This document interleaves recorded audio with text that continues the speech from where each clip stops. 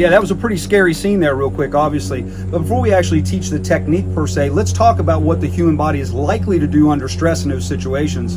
Humans will generally react with force in opposition to force. Meaning if someone starts to push you, you will start to push back. If someone starts to pull you, you will pull back. Now in the context of a wrist grab, I generally will make a fist when I'm scared, and then I end up trying to pull a big round object through a small hole trying to defeat this wrist grab. And unfortunately, if the other person is stronger than you, you've really just created a tug of war where your arm is now the rope. And if that person is stronger than you will likely lose that battle. But there's some great techniques that we can learn that will actually make it much easier to defeat this wrist grab and get yourself out of a dangerous situation.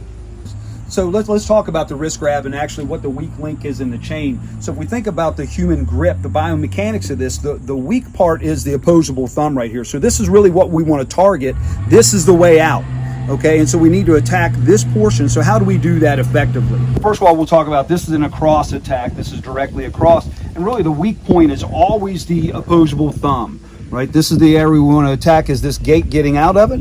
And so what I really want to do is I begin to open this grip up by pointing my thumb in the same direction this thumb's going. And then I'm going to use a dynamic motion to extricate my hand from her grip. So if I use a diagonal attack here, what she wants to do is it wants to begin opening my grip. Now you can see that already starting to leverage my grip. Now she used a dynamic motion by snapping her wrist out. I cannot hold her.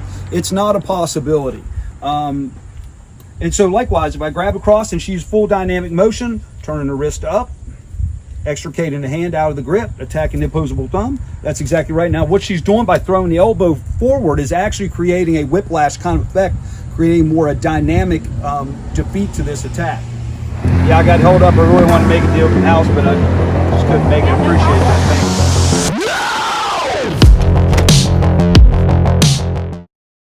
Sorry? She kicked really hard that time. Sorry. It was good. That's going to leave a mark.